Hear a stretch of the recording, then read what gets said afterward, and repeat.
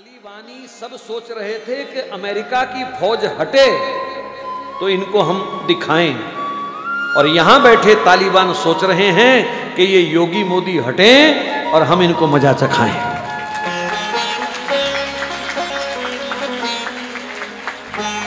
और अगर तुमने इनको खो दिया तो फिर अगले 50 साल तक, जब तक हमारी जिंदगी, मैंने इसलिए 50 बोला, जो बैठे हैं कोई 50 जिएगा, कोई 20 जिएगा, कोई 10 जिएगा, भगवान के हाथ है वो तो। सिवाय रोने के हमारे पास कुछ नहीं होगा, हाथ मल मल करके छाती पीटने के सिवाय हमारे पास कुछ नहीं होगा। मैं उनका पक्ष सिर्फ इसलिए लेता हूं कभी कभी क्योंकि इन्होंने हमारे धर्म की सेवा की है, इन्होंने निष्काम होकर के हमारे देश की सेवा की है। ये वंशवाद को लेकर के नहीं लड़ रहे, इन्होंने अपने बच्चों के नाम एफडीआं नहीं कराई हैं, इन्होंने कोई अपने 800 करोड़ के बंगले नहीं बनाए हैं, इन्होंने कोई इत्र की फैक्ट्रियां भी नहीं लगाई हैं।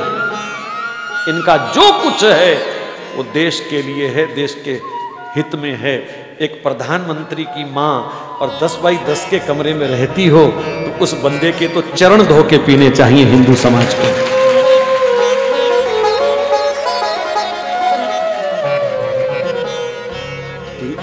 ये देश त्याग का पुजारी है और इस त्याग को भी पूजना पड़ेगा।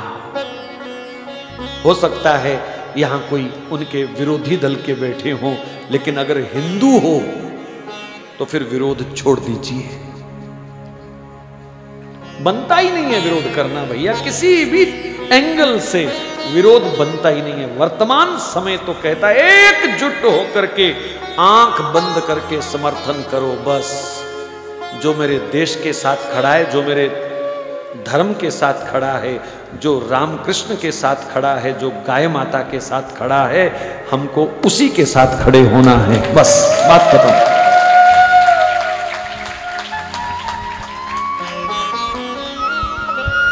500 वर्ष का कलंक धुल रहा है अयोध्या में है? और फिर भी हम दूसरा कोई चिंतन दिमाग में लाएं तो ये बदकिस्मती के सिवाय और कुछ नहीं है।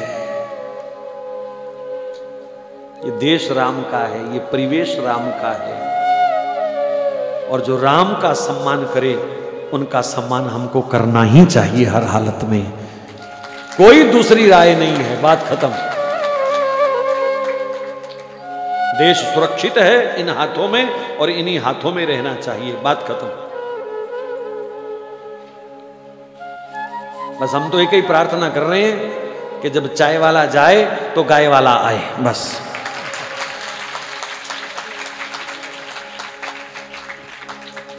और कोई मंशा नहीं है, बस। ये परमात्मा ऐसी विभूतियों को कभी कभी कृपा करके भेजता है। धनुष बाण लेके स्वयं वो बहुत इमरजेंसी में आता है, अपनी विभूतियों को वो भेजता है। और ये भी विभूतियां हैं हमारी, इसलिए आंख बंद करके समर्थन करना चाहिए। ये मेरा आपको व्यक्तिगत सुझाव है, बस, और कुछ नहीं है। ये व्यक्तिगत सुझाव है।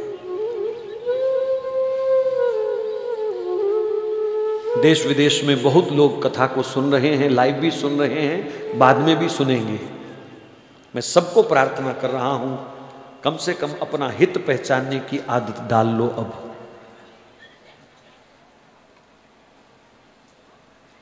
ऐसा अवसर दोबारा नहीं आएगा हमारे पास।